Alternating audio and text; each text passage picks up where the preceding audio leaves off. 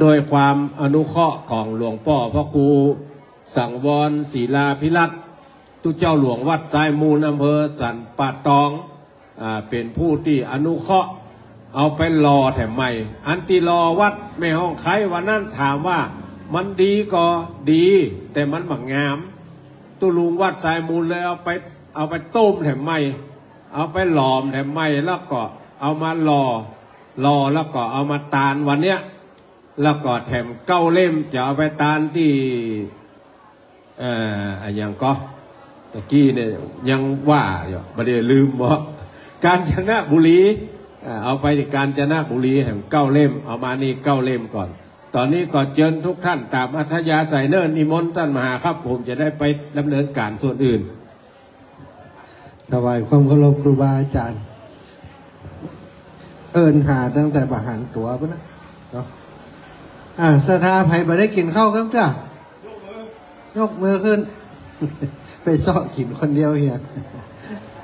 ตั้งปุ่นมีนะกับข้าวขอสู้กันเพื่อนนะพอมาด้วยกันน้ำพริกของหน่อไม้โจนกันหลายคณะเนาะวันนี้หน่อไม้ลำปางมาปะใส่หน่อไม้เชียงใหม่ก้านหน่อไม้เชียงใหม่ไปปะใส่หน่อไม้เมืองฝางซ้ำลำกว่าแหมพี่น้องน้องพาขาวมาถึงแล้วยังน้องพาขาวป่าซางลำปูนมาแล้วกันอ๋อล่ะลำปูนเหมือนกันเนาะเอาตะล้อเอาป่าจอมมาก่อนเขาหน่อไม้ไล่มาให้เจียงไฮ้ล็อกเจียงไฮ้มาถึงแล้วกันเวียงป่าเป้าส่วนมากเจียงไฮ้ออกเวียงป่าเป้าเนาะพี่น้องห่างดงแล้วป้อนลุงเขาป้อนลุง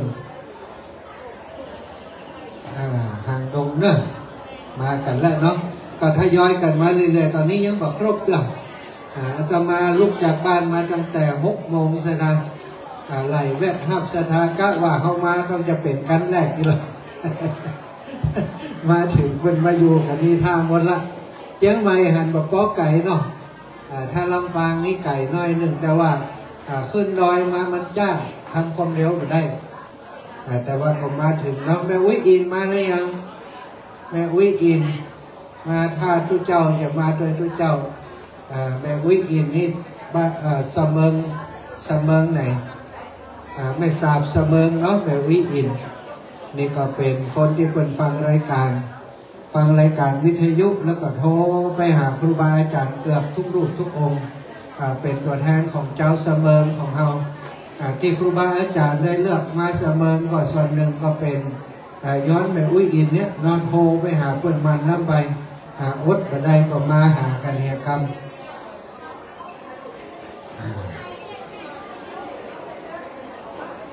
เจเป็นออกอากาศแต่เจ้าเหรอของวัดไฟหินก็วัดไฟหินเลยก็แต่เจ้าเลยกะโทษไหมอย่างเอาหน่อไม้กะสั่งหน่อไม้กะสาธุเจก็เห็นแล้วตอนนี้ได้ยินไปทั่วเนาะขอบคุณอนุโมทนาบุญเนอะเจสาธุครับเจโทรมาบอกว่าออกอากาศไปทางพุ่นเนิ่งนะประเดี๋ยวนี้เสียงศรัทธาก็ได้ยินนะได้ยินกับเสียงทุกเจ้าเนาะแต่ว่าถ้าเป็นถ่ายทอดตึงภาพตึงเสียงของวัดไฟหินเป็นถ่ายทอดอยู่เนิ่งศรัทธาญาติโยมพี่น้องหมู่เฮาเนาะวันนี้เฮาก็เป็นอีกวันหนึ่งที่ได้มาร่วมบุญร่วมกุศลในการตานเตียนซึ่งเป็นประเพณีเป็นวัฒนธรรมที่ดีงามของเจ้าเหนือล้านนาของเฮาปีนี้รู้สึกว่าการตานเตียนคึกคักเนาะแต่ละวัดแต่ละวาแต่ละติละแห่งครูบาอาจารย์ก็ปาศรัทธาญาติโยมไปแสวงบุญหลายๆคนไปแล้วไปแหมก่อนเข้าวสานี่ก็ได้หลายวัดแล้วนะเก่าไปครั้งละเก่าวัดเข้าวสามาแหมนะอันนี้เขาก็ได้มาหล่อเตียนด้วยกันที่วัดแม่ห้องไทยเสร็จจากวัดแม่ห้องไทยเขาก็ได้มาตามด้วยกันในครั้งนี้แหมเนี่ยศรัทธาญาติโยมการได้สร้าง กองบุญกองกุศลร่วมกันครูบาอาจารย์ทำหน้าที่เป็นสะพานบุญทำหน้าที่เป็นผู้นำบุญนำศรัทธาญาติโยมมาแสวงบุญมาทำบุญในพุทธศาสนาของเฮามีประเพณีหลายอย่างศรัทธาที่เกี่ยวกับกิจกรรมต่างๆของพระสงฆ์องค์สังฆเจ้าในช่วงที่คนเข้าพรรษาก่อนจะเข้าพรรษาศรัทธาในสมัยก่อนในยุคเก่าก่อนโบราณแสงสว่างมันหายากเนาะมันบ่มีเชื้อเพลิงต่างๆบ่มีไฟฟ้าเหมือนกับสมัยนี้ก็อาศัยเตียนก็เอามาจากขี้ผึ้งเอาขี้ผึ้งเอามารวมกันเอามาหลอมเป็นเตียมเล่มใหญ่เพื่อจะเลือกพระสงฆ์องค์สังฆเจ้าเปิดนำมาจุดมาตามเอาไว้สำหรับปฏิบัติธรรมสำหรับสวดสาธยายมนต์ต่างๆในวัดในวาสมัยก่อนแม้ว่าปัจจุบันความจำเป็นในการใช้เตียนมันลดน้อยลงไปแล้วเอาไปตามบางเตือบางแห่งเปิดก็ไม่ได้ตามสุดภาษาแต่เขาก็ยังตามอยู่เพราะมันเป็นวัฒนธรรมประเพณีถ้ามันสูญหายไปก็เสียดายเนาะการที่เขาพยายามตั้งใจทำกันตั้งแต่หล่อเตียนมาได้ให้ห้องปัจจัยการคนละ5 บาท10 บาท20 บาท100 บาท1,000 บาทก็แล้วแต่เขาให้ห้องกันมาก็เอามาหล่อเอามาหลอมเป็นเตียมเล่มใหญ่เล่มหนึ่งอย่างเตียมที่เอามาตั้งเพื่อศรัทธาได้ปู่จาได้ปักยอดด้วยกันนี่ตุลุงเป็นบอกความจริงไปแล้วเนาะถ้าเป็นอาตมานี่ถึงบอกเนี่ย ออกภาษาแล้วว่าจะบอกคือเนาะเพิ่นบอกว่าเตียนที่เขาช่วยกันรอเนี้ยเนาะเอามาพอแล้วมันบ่งามที่มันบ่งามเพราะว่าไปรอวัดตุลุงกับบ่งามก็เตียนเลยออกมาบ่งามเนาะมันมีมันก็เรียบร้อยหลวงพ่อใหญ่หลวงพ่อท่านพระครูสังวรศิลาภิรักษ์ต้นตำรับสถานที่ปล่อยแม่เพิ่นได้คิดสูตรได้ทำแบบเป้าการหลอกเตียนได้สั่งคำด้วยตัวของเพิ่นเองแล้วก็ทดลองทำมาเมื่อแล้วการที่จะใช้ขีเตียนในการรอเนี่ยหลวงพ่อเพิ่นบอกเลยว่าอันนี้แบบนี้ก็ดีถ้ารอไปแล้วมันอ่อนแบบนี้ถ้าไม่ผสมกันมันจะเป็นอย่างนั้นอย่างนี้เพิ่นทดลองรู้หลายอย่างแล้วแต่วันนั้นที่เขารอด้วยกันนั้นบางพ่อก็เอาเตียนขีเพิ่มลูกปานมาปรารถนาดีเอาไปใส่ไปต้มด้วยกันน่ะมันก็เลยมาเจสูตรที่เพิ่นว่าไว้ก็แย่ยังไงเพิ่นเอามาเพิ่นเอาจอมมาแล้วก็เป็นอย่างเนี้ยไปก็เลยจำเป็นต้องเอาไปหลอมใหม่แล้วก็ปรับสูตรเวลาเปิดต้มซะดังเวลาเปิดต้มเปิดจะเอาหยอดลงไปเนี่ยเปิดต้องพอก่อนว่าสูตรนี้มันดีก่อนโดยการเอาไปหยอดไปกับใส่กับไว้ถ้าหยอดใส่กับว่าสูตรนี้ดีเปิดถึงจะเอามาหล่ออันเนี้ยที่เขาหั่นอยู่ข้างหลังเนี่ยถึงมันใจเป็นเตียนที่เขาได้หล่อวันนั้นแต่ว่าเปิดเอาเตียนที่เขารอบังงามนั่นนะ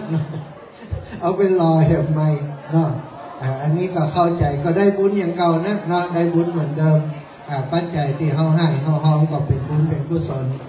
ย้อนรอยถอยหลังมาหาเขาเหมือนเดิมที่สถาบางส่วนบอกว่าโอ้กาญจนบุรีอีแม่ไปมาแล้วก็ไปละบางห้องกาญจนบุรีไก่ก็บอกว่าไก่เท่าใดบอกไปนครพนมแต่แล้วอีแม่ไปแล้วหลับบอกไปนครพนมนั่งรถจังแต่มาเจ้าไปถึงพุ่นขำปิดพุ่มปลาย2 ทุ่มนั่งยาวไปเลยเข้าห้องน้ำก็จำได้เข้าอินดูคนเท่าปีนี้ไปกาญจนบุรีกันเลยครูบาอาจารย์เพิ่นก็เป็นห่วงเรื่องที่พักอาศัยที่อยู่ที่กินถ้าไปกันนักมันจะมีปัญหาเรื่องการดูแลเรื่องที่พักต่างๆก็เลยเอาไปแค่30 กันประเดี๋ยวหันว่าล่ำมาเป็น5-6 กันแล้วบอกว่าจะตัดของไปออกกำลังเนอะของเขาที่จะได้ไปนี่บันแน่ด้วยนะ พอน้ำเบิ่มใจแล้วอาจจะตัดออกก็ได้เนอะแล้วก็ประมาณนี้ประมาณ30บักเกิน35ไม่พอแน่ก่อนนี่เนาะถ้าเปิ้งใจก็ไปนี่เนาะถ้าเปิ้งใจกลับบ้านนี่นะ ก็ถ่ายจากให้บอกฟังคืนสีขาวเห็นว่าเจ้าอีเนาะศรัทธาอันนี้ก็วันที่13 14 15ไปกาญจนบุรีอันนั้นก็เฉพาะคนที่แข็งแรงเนอะมาไปแง่งมีแข็งแรงขึ้นเขาลงห้วยใดคนที่บอกแข็งแรงเจ็บหลังนั่งชั่วโมงนึงก็เจ็บหลังเดินก็ลำบากบอกไปมานะเนาะมาถึงเสมอนี่ก็สุดยอดแล้วเนาะไผ่ลูกเวียงเชียงใหม่มันเมาหัวพังยกเมื่อคืนอาตมานั่งตั้งหน้ายังรับตาเป็นจ่าปุ๊บเนาะมันตกไปตกมาน่ะเอารถมาคนเดียวพอจะหือแต่ว่ามาโดยสถานนักในรถมันนักมันตึงลำบากอยู่มาที่นี่หลายครั้งแล้วสถานแรงดึงโดดจากแม่อุ้ยอินแม่สาวเสมอแม่อุ้ยอินอยู่จังใดไอ้แม่เตรียมไว้10 กว่าซองท่านอาจารย์เดี๋ยวจะตีผมก่อนถ้าซองเขาหน่อยบุอื่นเขายักลงต่ำวะละแม่อุ้ยอินเนาะครูบาอาจารย์มานักวันนี้นะแม่อุ้ยอินนี่ชื่อเสียงดังเนอะสถา80 ปลายปีนี้86ยังแข็งแรงปีแล้วนี่85ยังขี่รถเครื่องได้อยู่เอารถเครื่องไปตามอย่างพวกเดียวจบข่าวเขายึดรถเครื่องแล้วว่าเฮ้ยได้ขี่แล้วเนาะแม่อุ้ยอินแม่สาบเสมอเนอะวันนี้พี่น้องตังลำปางก็มากันหลายมา2-3 ตู้เหมือนกันเนอะลำปางตังแม่ขจารตังเกียงไฮวันนี้พระเอกของงานมาได้มาหลวงปู่ไปไหนด้วยเปิดได้ก็มาได้ละศรัทธาตอนนี้เนาะปีนี้รู้สึกว่าสุขภาพของหลวงปู่เรื่องอันข้อเรื่องกระดูกบ่ค่อยดีเนอะแล้วก็ของหลวงพ่อเจ้าคณะอำเภอพระครูนิวิทย์ศิรสังวรหลวงพ่อวัดห้างต่ำก็เหมือนกันมีปัญหาเรื่องสุขภาพวันนั้น2 เท่าไปถึงตีนดอยบ่อน42 เมืองหลวงปู่ก็ว่าบ่ขึ้นเอาเจ็บขาเจ็บตั้งแต่นี้โพดบนเพ่ท่านรบเป็นจะได้พ่อโอ้ผมก็เจ็บก่อนเดี๋ยวนี้เดินค่อยบ่ค่อยมีแหงอันก็คือนะอยู่ด้วยกันนี้ หลวงพ่อเจ้าคณะอำเภอฟังขึ้นไปโอ้ยอินโดขาลงมาอีกว่าอีแม่ว่าจะถึงรถฮันนะหมอบแมบลงหันกลายเป็นข้อเท้าข้างขวาแพงเจ็บวันก่อนก็วันนั้นเลยเนาะวันที่ไปกะละวะสามีจิกรรมตีดอยบ่อน42 เมืองลูกศิษย์ลูกหากับปาหลวงพ่อเข้าโรงพยาบาลอาการดีขึ้นแล้วเนอะแต่ว่าวันนี้ก็บ่สะดวกที่จะเดินทางมาแล้วโอ้แม่ครูมาเอาสักก้อนบ่ แม่ครูละวันคุยคำเนอะภูมิปัญญาเป็นคุณครูภาษาไทยเก่งเรื่องการประพันธ์กับโครงกรอาตมาเดินธุดงค์อาตมาเดินธุดงค์เคยเล่าให้เปิดฟังว่าวันนี้ถึงท่านถึงนี่ก็จะได้เนี่ยบัดดันแม่ครูหู้ก่อนประพันธ์บทกรทุกวันเนาะจนได้เก็บเป็นเล่มใหญ่ไว้แม่ครูละวันคุยคำอยู่เมืองกี่เนอะเมืองกี่ลำปูนเป็นปราชญ์ชาวบ้านเป็นปราชญ์ที่มีความเสียสละทำงานเพื่อพระพุทธศาสนาโฆษกพิธีกรรายการรายงานอันนี้ไผ่นี่จะเอาไปลงช่องใด ถ้าช่องเก้าถ่ายนั่งหน่อยช่วงนี้ข่าวเนาะการทำบุญอย่างนี้บอกค่อยมีข่าวเนอะข่าวเรื่องที่มันโยมขอเนี่ยว่าตาไทย ไปบินเท่าบาทมาเดียวนี้แปลกนะบกรเพิ่นใส่บาทนี่เอามาประจำแป้งเดี๋ยวนี้ไปบินเท่าบาทนี่ได้น้อยลงนะมันก็แปลกมันมีผลกระทบต่อจิตใจของคนเนาะแต่หมู่เฮาก็ต้องนักแน่นกันไว้ช่วยกันนะเหมือนกับนักมวยนี่กันนักมวยพุทธศาสนาของเฮานี่อุบาสกอุบาสิกาเหมือนเขาจักขยเยอะด้วยกันนะตาเขาก้านบอกก้านด้วยกันเป็นมูนอนกองคฤบะเท่าเขาชนะก็ชนะด้วยกันตู้เจ้าอยู่ตั้งหน้าตู้เจ้าก็กำเตียกสตาอยู่ตั้งหลังก็กำเตียกอุบาสกอุบาสิกาช่วยกันกำเตียกช่วยกันดึงช่วยกันรั้งไว้คนไหนบัดหาบัดทางมันมดแห้งแล้วก็หมอนี้มันทำพิษกับยู่ออกไปเหี่ยคือปนกระแสของเฮาต้องช่วยกันพอกันคอยเนาะศาสนาธรรมคำสอนของพระพุทธเจ้ายังคงอยู่คนที่ปฏิบัติพระสงฆ์องค์เนรนี่กัน อย่างสัมปีสัมปอนิดน้อยนี่กับหู้อย่างก็เปิดสักอย่างอ่ะไปบินทบาทกันเลยพลอยได้น้อยลงอันนี้ไอ้อย่างตุลุงจะเอามาติดแหละตุลุงแดงไปยังไงจะเอาติดที่ไหนดีเอากำกันฮะอ๋อของผมกัน เอาเป็นช่างแหละโอเคลูกตะวันมาดูฉากต่อนี้นะเอาติดตรงไหนได้ตุ้ปีออยท่านจะเอาฉากมาติดฉากตั้งกลางเนอะต้องพอเจ้าถิ่นเปิดเอามาก่อนเอามาตื่นก่อนเอามาตื่นรู้ก่อนรับสมัครอาสาสมัครเนอะตุ้ปีวันใหม่ตุ้ปีเจริญท่านอาจารย์เจริญช่วยกันจัดสถานที่ครับโอ้อันนี้มาอย่างไรพี่น้องป่างิ้ว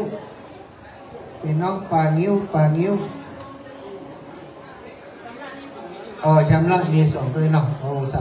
ธุนะถ้าเหลือจากนั้นเราซ่อมกัน ตามสบายเนาะ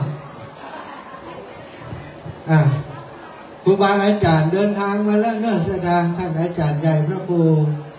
อภิวัฒนวิกรมมาอยู่ในวิหารไปกราบสาพระประธานในวิหารเรียบร้อยแล้วก็ไปพบพระครูบาอาจารย์พูดกระไดเนอะท่านอาจารย์นักเทศดังของคลื่นสีขาวของเฮาพระครูวรธรรมนาถก็มาแล้วเนอะเสียงดังฟังชัดนะมาปั่นกันกับไม้จิ้มตุลุงเจ็บยาวกอบบอก่อนยาวอันนี้เป็นเรื่องของตานั่งกำใจ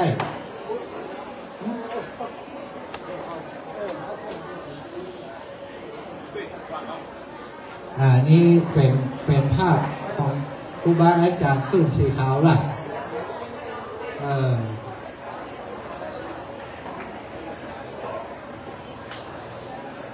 สถาญาติโยมเนี่ยตอนนี้มีการถ่ายทอดภาพและก็เสียงเนาะไปทางสถานีวิทยุคลื่นสีขาวโดยมีศูนย์ประสานงานก็คือวัดไฟหินโดยเมตตาของท่านพระครูสมุวิสุวัฒน์วรกิจโจผอ.สถานีวิทยุ 104.50 เมกะเฮิรตซ์ส่งทีมงานของสถานีวิทยุวัดไฟหินนำโดยตุ๊กปีนุ่มเนอะตุ๊กปีนุ่มตุ๊กลูกตะวันได้มาทำหน้าที่เป็นคนดูแลการถ่ายทอดถวายความเคารพครูบาอาจารย์ครับตอนนี้ก็มีการถ่ายทอดตึงภาพตึงเสียงสำหรับคนที่เพิ่งมาได้เดินทางมาก็ได้ฟังเสียง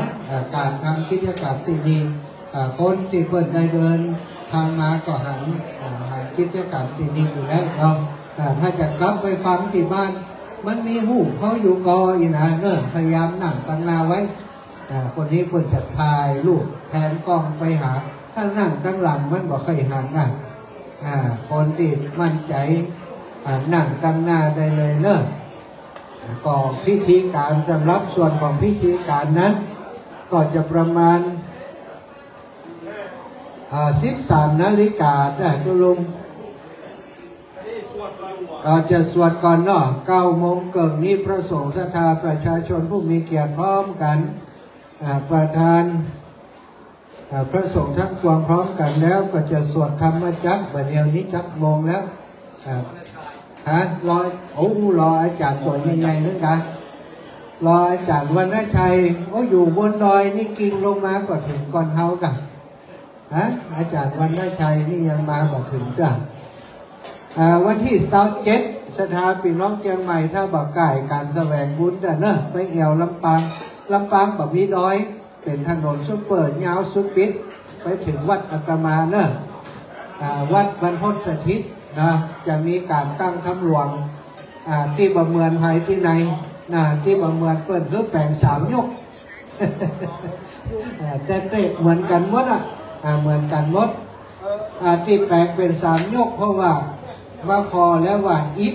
ถ้ายกเดียวหลวดวันค่ำตั้งแต่พระเจ้าถึงบ่คืน5 ทุ่มกว่าจะแล้วเนี่ย13 กันนี่นะเตะยาวสุดปินนี่มันอิฟสถาอิฟครูบาอาจารย์ตัวก็เลยแบ่งเป็น3 ยก ยกที่1ตีวันที่27นะทรงชัยรัตนสุบรรณมาเป็นกรรมการให้นะวันที่27ยกที่6คู่ด้วยกัน6คู่มาไล่เก้ามาไล่ป่ายคาถาปันอานิสงส์แล้วก็เวสสันดรกันที่1กันที่2พบกันวันที่27มีก๋วยเตี๋ยวฟรีด้วยเนื้อไปนี่ได้กินก๋วยเตี๋ยวฟรีแน่นอน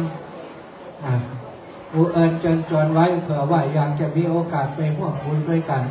เดือนนี้กรกฎาคมวันที่27เดือนหน้าเดือนสิงหาวันที่24เป็นวันอาทิตย์ว่าเอาตรงกับวันพระเพราะว่าครูบาอาจารย์ที่นิมนต์ไปเปิดมีภารกิจนักมาทำวันพระแล้วก็ว่าเดือนสุดท้ายเดือนกันยานั้นวันที่28ศรัทธาสะดวกจะไปแอววัดบรรพต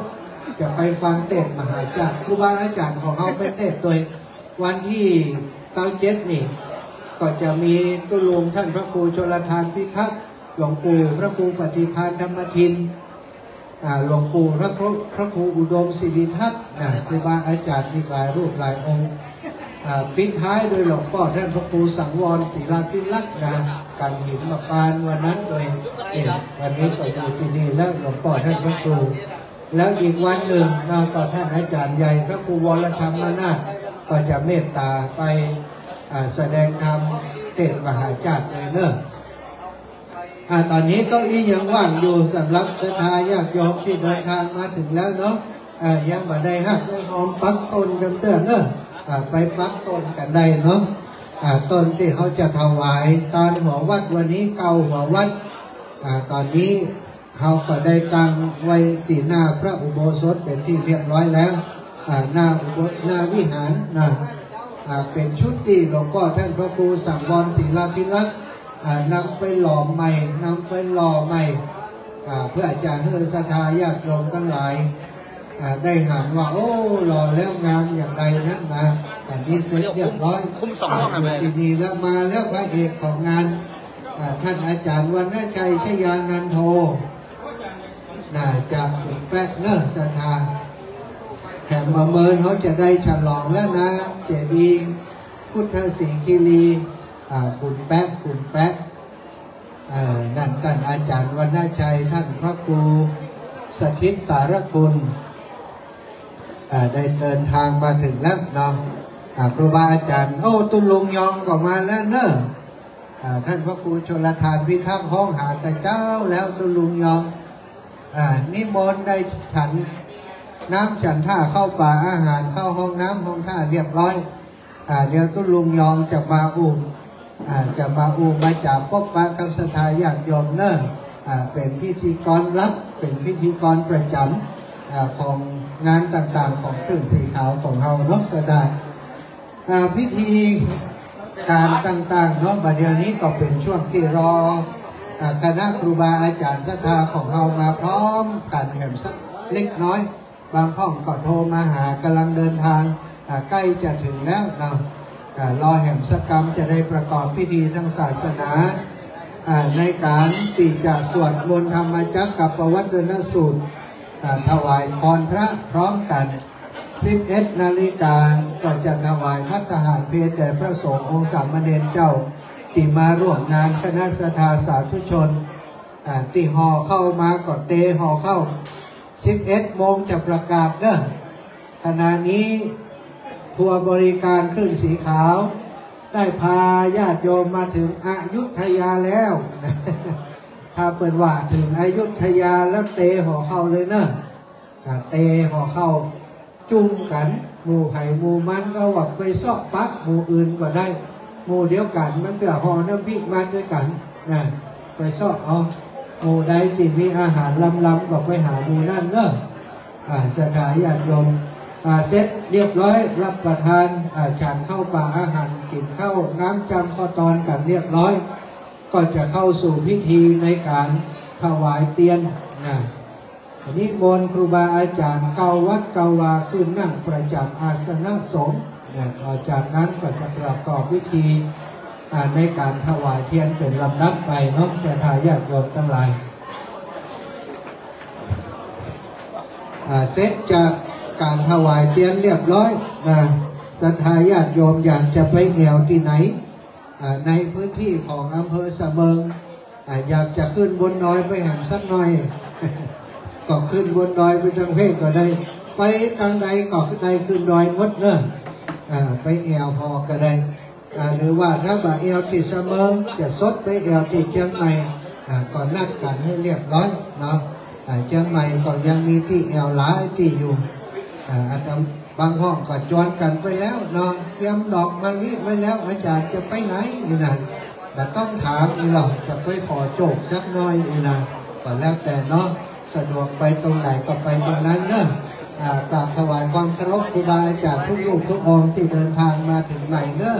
ถวายความเคารพครับท่านพระครูสถิตสารคุณมาถึงแล้วนะท่านอาจารย์วรรณชัยชยานันโทครูบาอาจารย์พระสงฆ์องค์สังฆเจ้าทุกรูปทุกองค์คลื่นสีขาวของเฮาทุลุงเรียบร้อยแล้วกลับนิมนต์เนอะศรัทธากับซ้อมแพนี่ผมบอกเพิ่นว่าถ้ามาต้องเอาซองฮื้อเนาะผมมาฮับแตนเนอะทุลุงมาฮับคนเดียวทุลุงยองท่านอาจารย์ท่านอาจารย์ชัยวัฒนาคเสโนถวายความเคารพครับนิมนต์เลยครับอาจารย์นิมนต์เข้ามาในเลยครับนั่งได้ครับครูบาอาจารย์นิมนต์นั่งได้เลยครับครูบาอาจารย์ก็ทยอยกันมาเรื่อยๆแล้วเนอะท่านพระครูชลทานพิทักษ์ท่านพระครูวรธรรมนาถหลวงพ่อท่านพระครูสังวรศรีลาภิลักษ์ท่านอาจารย์พระครูกัลยาณปราโมทย์ท่านอาจารย์ใหญ่พอขึ้นสีขาวพระครูอภิวัฒนวิกรมทยอยกันมาครบละตอนนี้เนาะตังหลวงปู่วันนี้หลวงปู่บัสะดวกเพราะว่าถ้ามาก่อนลงรถมาได้เดินลำบากเวลาเดินข้อแค่อายเขาอีหรอกนะหลวงปู่นิมนต์เลยนะครับเนอะโอ้ตุลงยองปั่นปอนอยู่แม่อุ้ยอินอยู่ตั้งใดมาถึงเจ้ากาแม่อุ้ยอินพี่น้องจากเสมิงเนอะแม่สาบเสมิงบาล่างพระครูบอกเอามาเจ้ากาเนาะโอ้พี่น้องบ้านน้ำคือเนาะมาแล้วทยอยกันมาถึงเรื่อยๆเนอะครูบาอาจารย์อยู่ตั้งในไว้เนอะ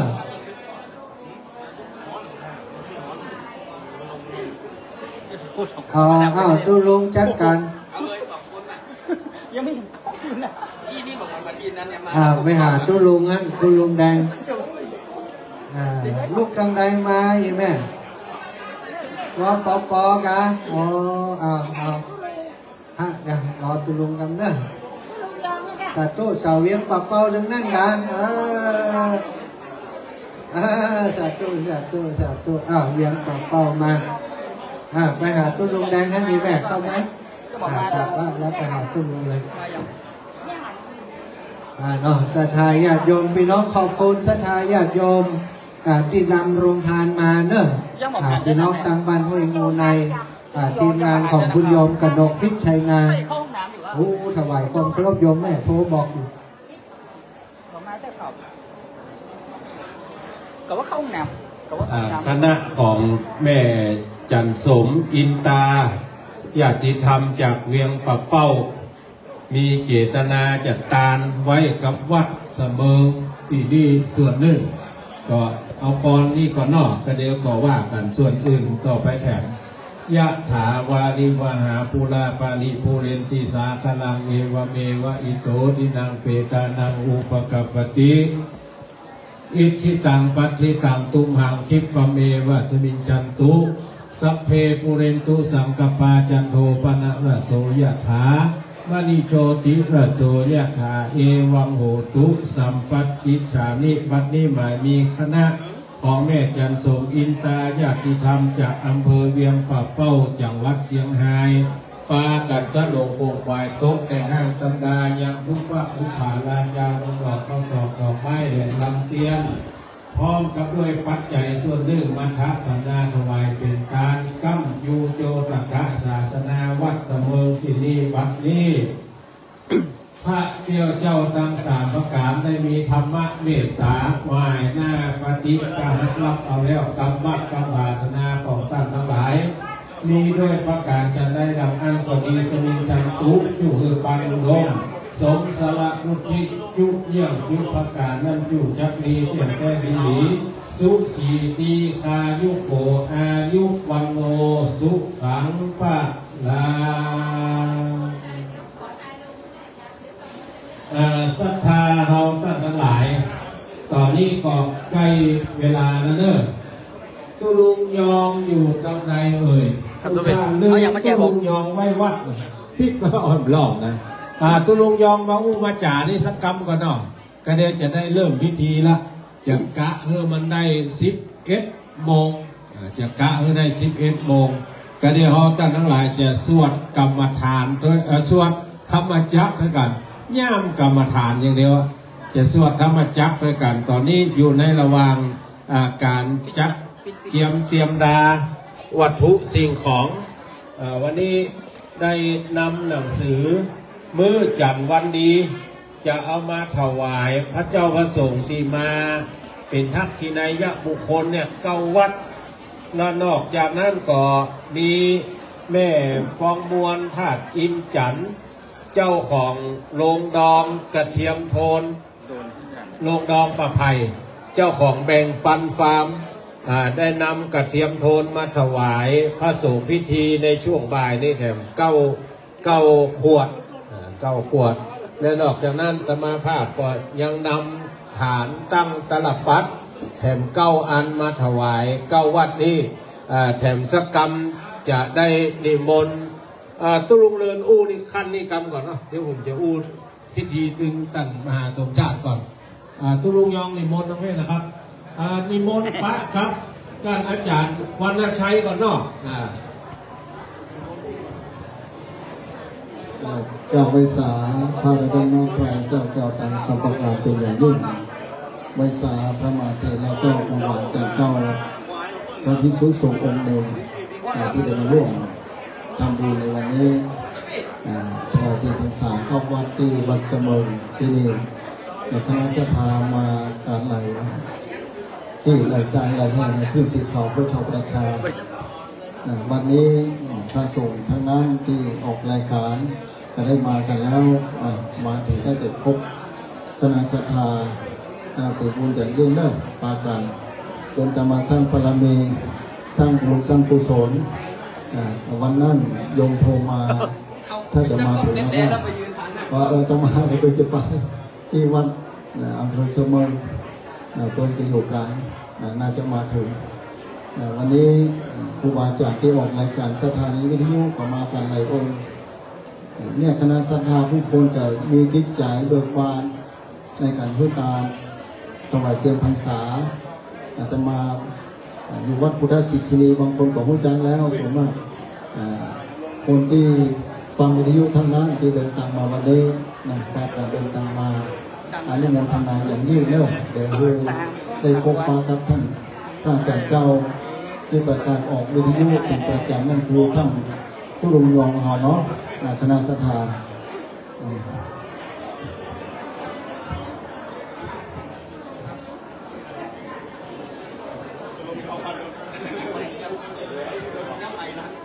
แต่ขอโอกาสพระครูบาอาจารย์สาธุชนผู้องค์นะครับเลิกเจริญพรกับศรัทธาญาติโยมทั้งหลายที่มากันในวันนี้นักหนาป่าป้างอาตมาภาพท่านใจวัดนาคาเสโนหรือว่าเพื่อนพ้องกันว่าตุลุงยองวันนี้เกิดฟาวนะโยมเนาะ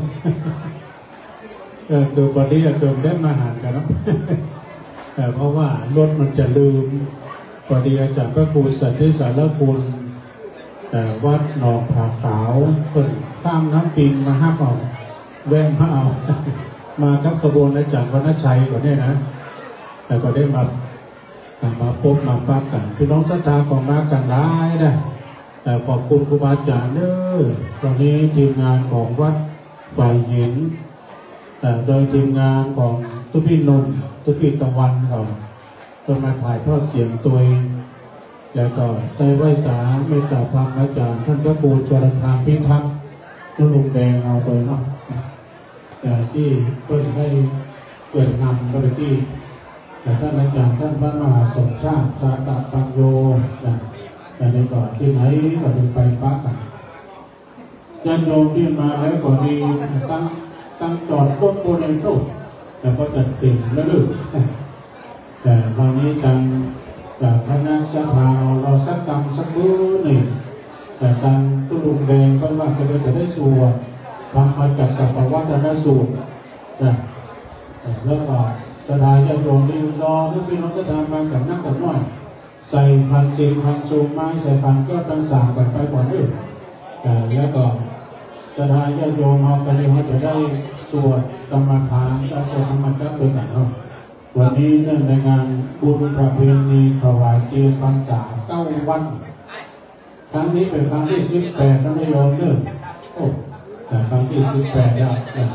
ณวัดเสมอตำบลเสมอใต้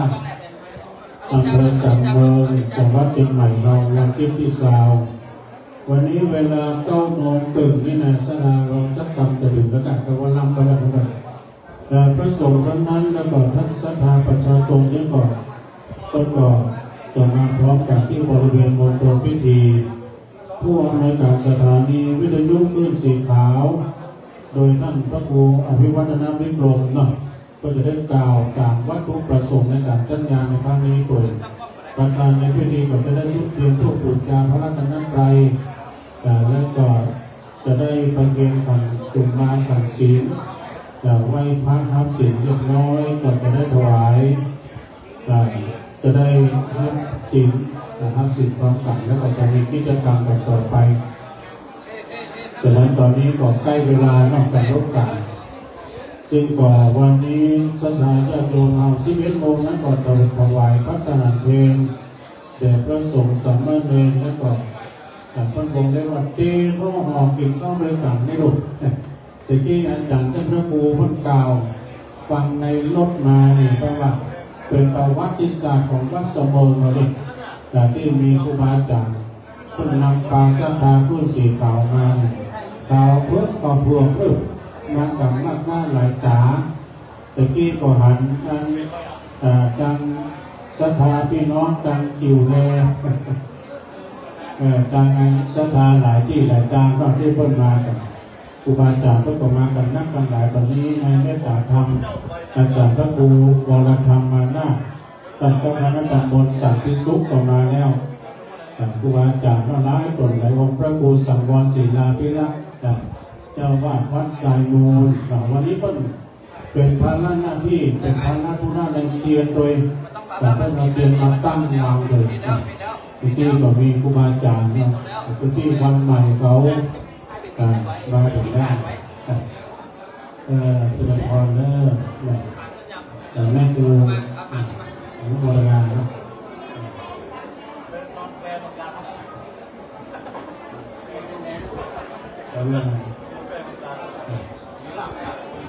ออนุโมทนาเลย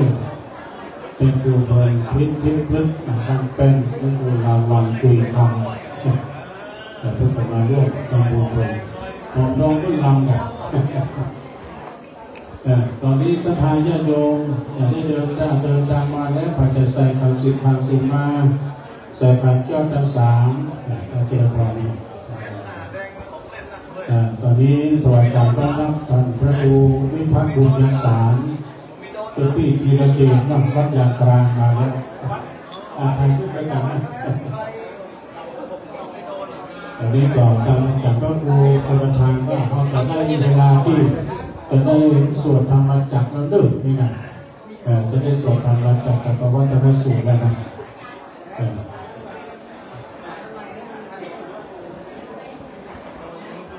ตอนนี้ก็จะได้มอบเพียงเป็นไม้ธรรมจักรพระปุถุสติสารปุณท่านพระครูกับรถการก็จะอยู่ที่นี่นะสบายได้เลย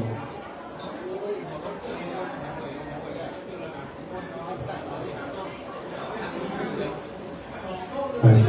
ทางสิงทางสูงมาใส่ทางเกี้ยวทาง3 วิทย์ผ่านหรืออันใดบอกผู้ที่เดินเลยเพิ่นมานอนกับมาแล้วอาจารย์ท่านพระมหาธรรมาก่อนเจ้าวันนี้จากกำพรเด้อตะกี้มาได้ตักตายทางพี่น้องตังกิ่วแลพ่อตามต้นแก้วเขาเนี่ยแต่พี่น้องตังแต่สันป่าตองพี่น้องตังดอยสะเก็ดพี่น้องตังผู้โดย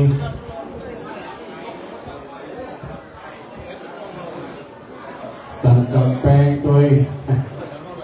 ใส่ตันสินคันสูงมาใส่ตันแก้วตังสามปักต้นก็โยนเด้อต้นนั้นก็เกือบจะเต็มแค่เต็มแล้วเมื่อก่อนรวดเอาออกไปตั้งแล้วก็ปักกันต่อไป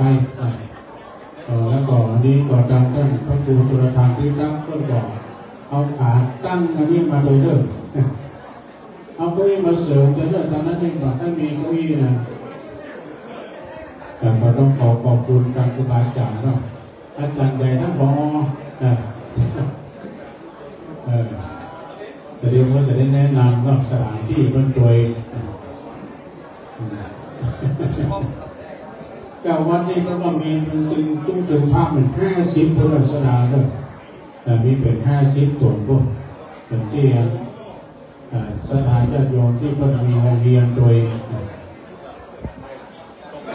ตอนนี้กำลังปรับปรุงสถานที่เป็นที่นั่งของการครูบาอาจารย์ขอบคุณเด้อกับพี่น้องศรัทธาทั้งเพื่อนเราถ้ามาใครยักษ์ขยะก็มานั่งตอนหน้าพี่น้องได้เลยพี่น้องศรัทธาแต่ทางอาจารย์ท่านพระครูจุลธานพิทักษ์กับการจัดเนาะอาปาพระเนรแต่เกิดกันจัดที่นั่งเพราะว่าประเดี๋ยวเราจะได้ทำพิธีซึ่งก็จะได้เวลาแล้วก็เราจะเวลาที่มองครับครูบาอาจารย์พูดผลอะไรก็จะได้เจริญพระพุทธมนต์ถ้าก่อนสวดมนต์ด้วยกันทำมาจากกับพระวัฒนสูตรเป็นธรรมกันได้ก่อนพระพุทธเจ้าเราขยับขึ้นมาบนเลยนะครับตอนนี้จะได้มอบไม้ประจำท่านพระครูอภิวัฒนวิกรมท่านเจ้ารองเจ้าพนักงานอำเภอในหล่อเจ้าว่ารับกับการเจริญประธานพืชสีขาวจะได้รับรับน้ำดาเป็นลำดับต่อไปนะครับไว้สายนะครับ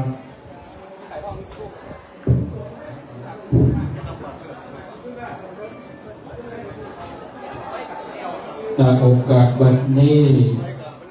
จะได้ประกอบพิธีเจริญพระพุทธมนต์สมโภช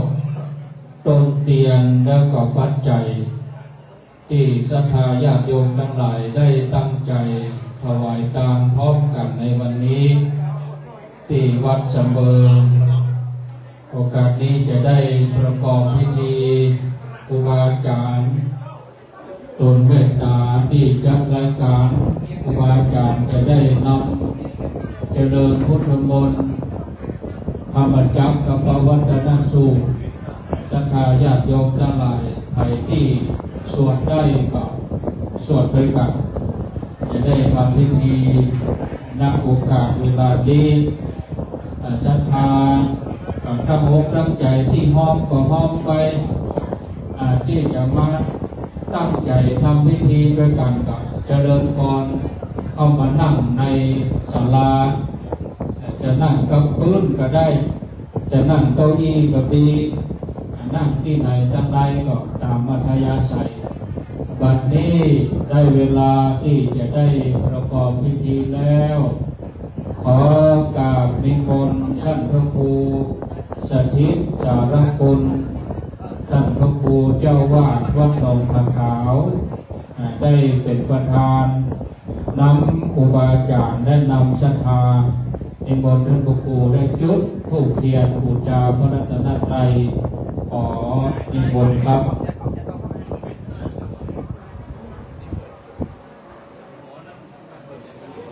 ของเขาโอเคจ้ะแต่หน้าที่เขาช่วงนี้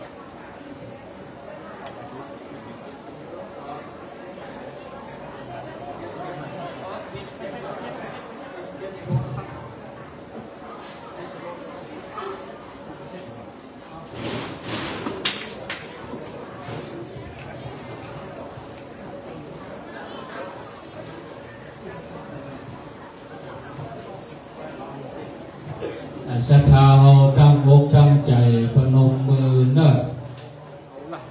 ตั้งอกตั้งใจพนมมือขณะที่ท่านพระครูสถิตสารคุณ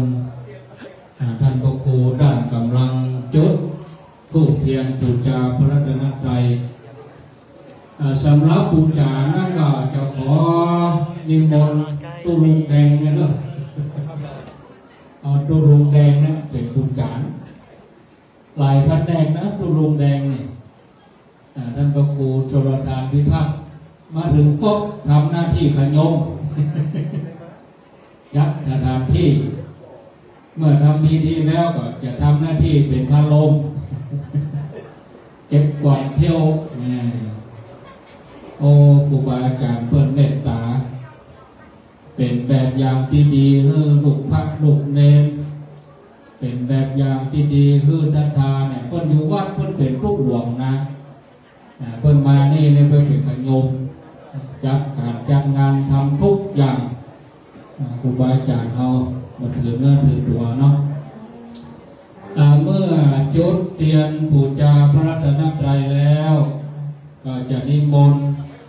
ครูบาอาจารย์และเชิญตัวแทนศรัทธาในพื้นที่อำเภอเสมิงส่วนราชการจะเชิญคนมาจุดเทียนมงคลจำนวน9 เล่มก็จะนิมนต์ครูบาอาจารย์ได้จุดเทียนก่อนท่านพระครูเจ้าว่าวัดเสมิงท่านพระครูธีรธรรมพิสุทธิ์ท่านก็มานั่งเป็นกำลังใจเป็นประธานในการประกอบพิธีชมเจ้าขอบพระคุณท่านพระครูด้วยนะครับจุดเทียนมงคล9 เล่มนิมนต์ท่านพระครูวรธรรมนาถเจ้าวาดวัดหนองเหียงนิมนต์ท่านพระครูจุดเทียนเล่มที่1ครับศรัทธาต่างได้รู้จักโดยว่าท่านพระครูรูปนี้เปิดจัดรายการวันอาทิตย์ส่วนที่จุดเทียนนี่นะเตะทำวันอาทิตย์ตี 4 เกินถึง 6 โมงห้องเอาลูกเจ้านะที่เอามาแบบนี้ครูบาอาจารย์ได้ห้องลูกปุ๊บตื่นเล่มต่อมา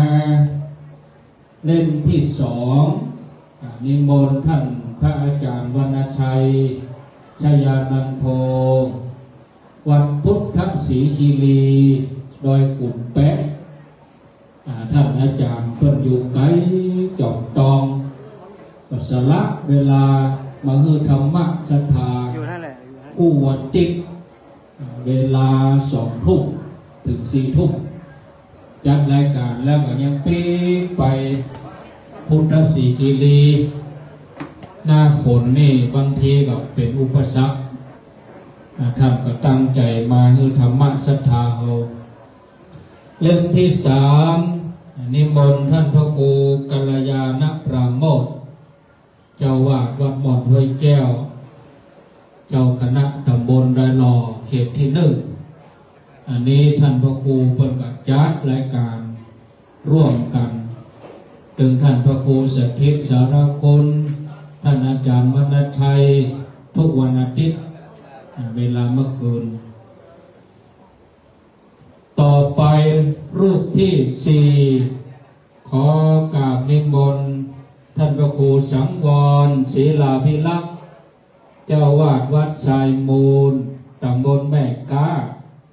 อำเภอสันป่าตองท่านพระครูเมตตาเทศธรรมทุกวันจันทร์เมื่อเจ้าแล้วก็วันการเมื่อคืนโดยการประสานงานของท่านมหาสมชาติชาตปัญโย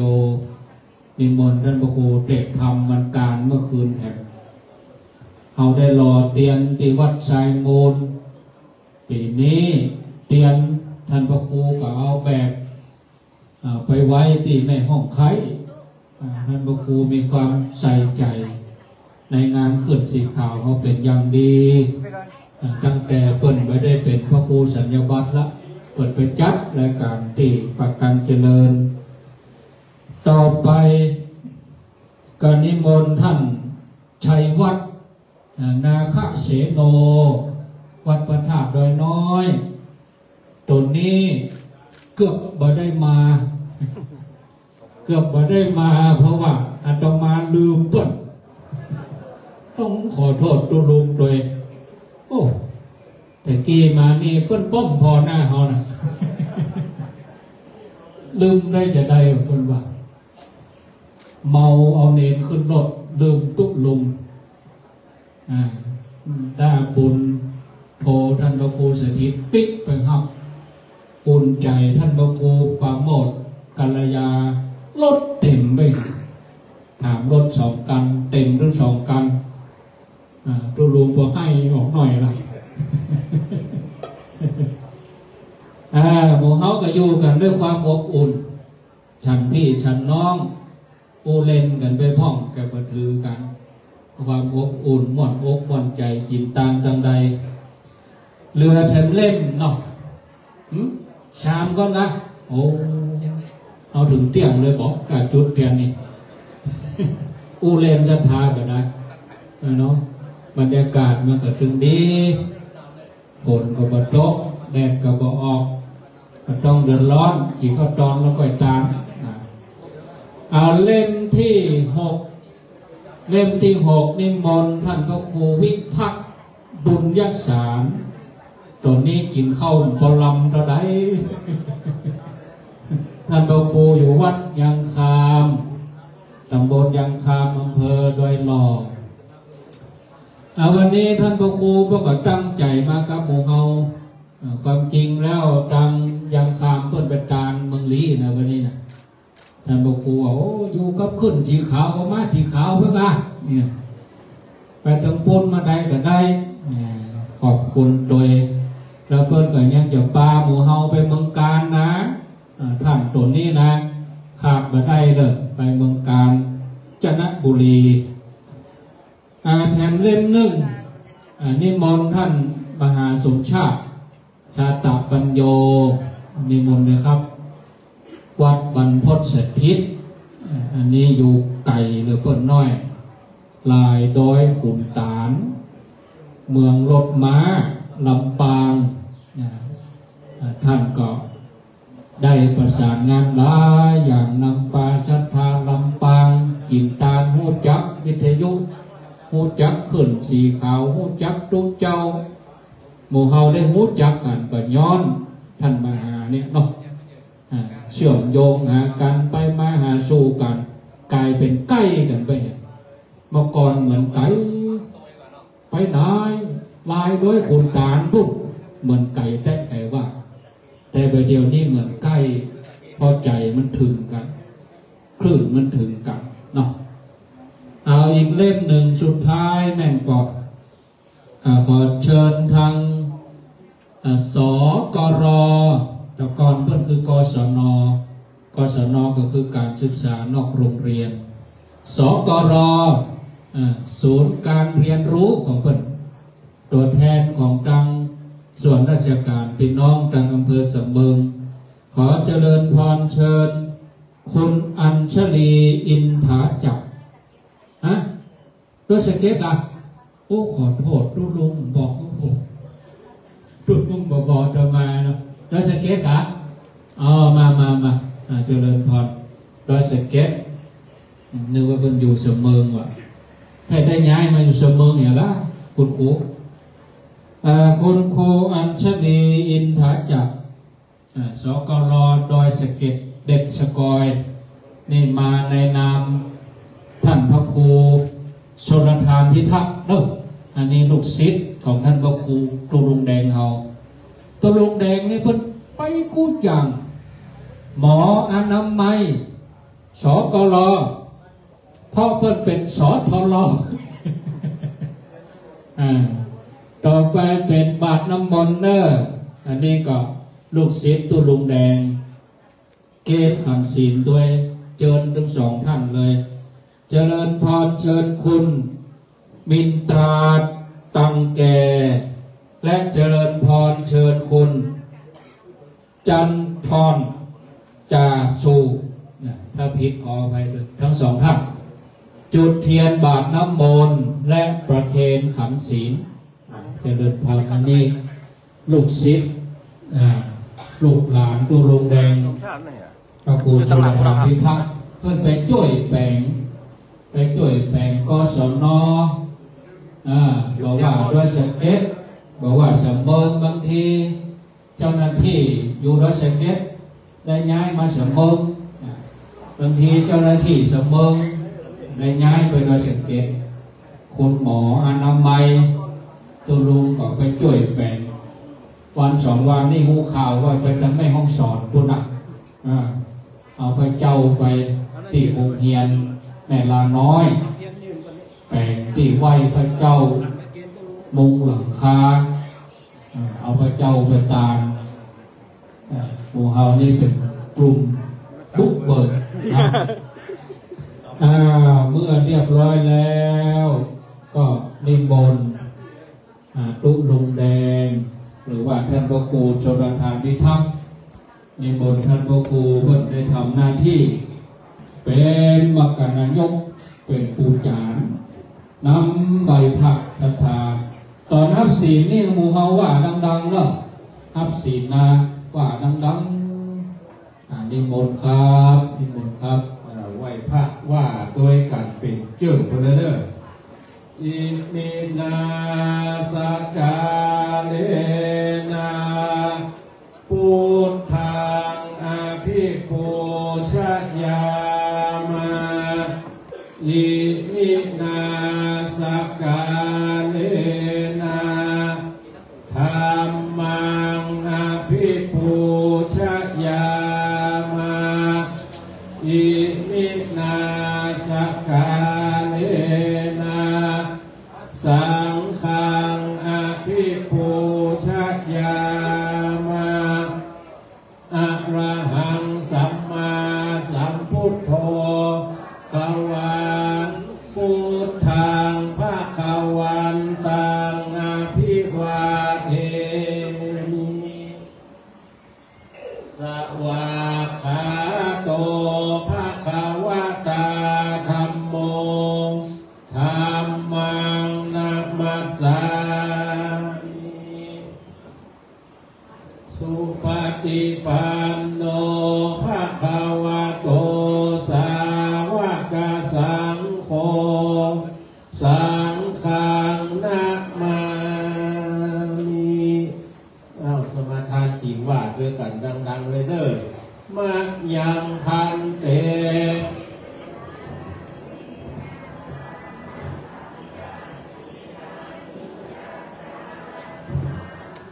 ตุติ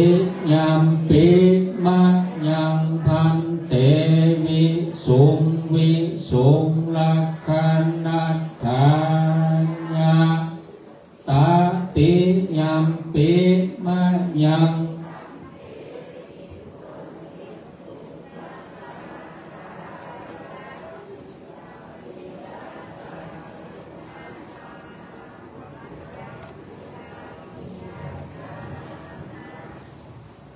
นะโมตัสสะภะคะวะโตอะระหะโตสัมมาสัมพุทธัสสะนะโมตัสสะภะคะวะโตอะระหะโตสัมมาสัมพุทธัสสะนะโมตัสสะภะคะวะโตอะระหะโตสัมมาสัมพุทธัสสะ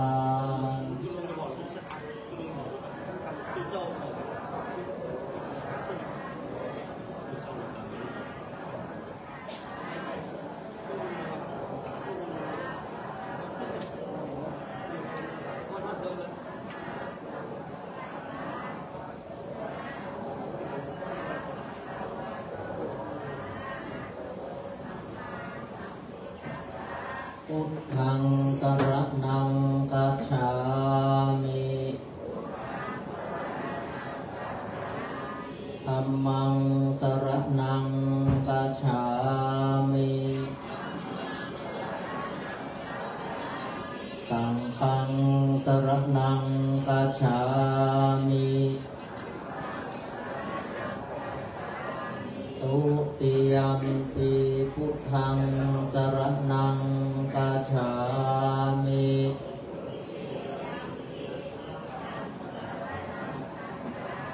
ทุติยัมปิธัมมังสรณังคัจฉามิ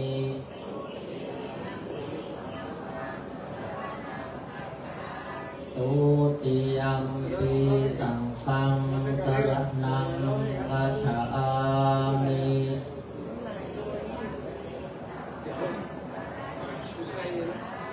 ต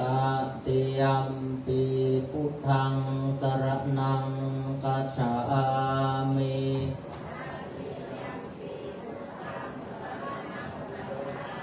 ตติยัมปิธัมมังสรณังคัจฉามิ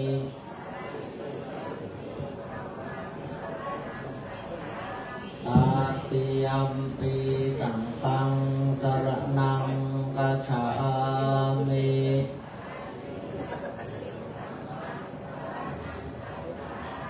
ติสรณะปมานังนิพพิตังปานาติปาตาเวรมณีสิกขาปะทังสมาธิยามิ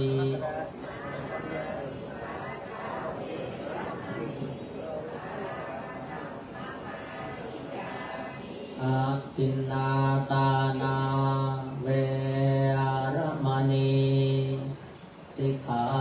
ปะทังสมาธิยามิ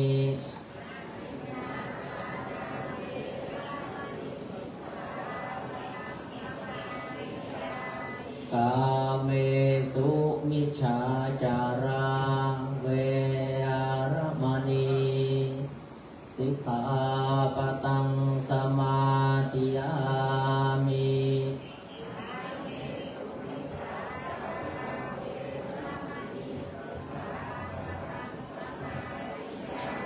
มุสาวาตาเวรมณีสิกขาปะทังสมาธิยามิ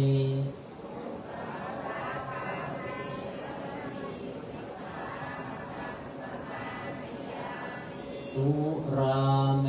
รยะมัจจปมาตฐานาเวรมณีสิกขาปะทังสมาธิยามิ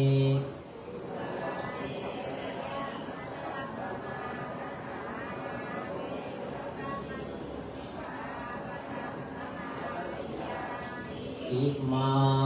นิปัญจสิกขาปทานิสิเลนะสุปฏิญญันติสิเลนะโภคสัมปทาสิเลนะนิโพธิญญันติตัสมาสีลังวิโสตะเยวิปติปฏิภาหายะสัพพะสัมปติสิทธิยาสัพพะโลสัพพะทุกขวินาศายะธรรมจักรปวัตนาสุตังพลูธรรมังคารังวิปติปฏิภาหายะสัพพะสัมปติสิทธิยาสัพพะพยวินาศายะธรรมจักรปวัตนาสุตังพลูธรรมังคารังวิปติปฏิภาหายะสัพพะสัมปติสิทธิยาสัพพะโมฆะวินาศายะธรรมจักรปวัตนาสุตังพลูธรรมังคาลังปริตวานเมตังสเมตาปทันตาอเวคิตาจิตาปริตังปานันตุสัคเขจเมจารุเปคริสิกา कारताते जंधारि खे विमाने टिपेलते जगमे तरुवना खाने अरममतुमे केते पुमानादायो जदुलो कपलाराजा यमराजा इंद्रोवे सुवनाराजा रियमेतायो पुधिसत्ता वकाथयो आर्य सवाका พุทธนากัลยาณจะสัมมาทิฏฐิเยวะพุทเทปัสสนาธัมเมปัสสนาสังฆเปัสสนาพุทเทสักการวะธัมเมสักการวะสังฆสักการวะอิโตทัวนาโตยวะปรปรายมาสมิสุจักรวาเลสุเทวตายามุนิวรวัจจานังสัทธโมโนสุนันโตธรรมสวนากาโลยาปัฏฐันตาธรรมสวนา กาโลยาปัฏฐันตาธรรมสวนา กาโลยาปัฏฐันตา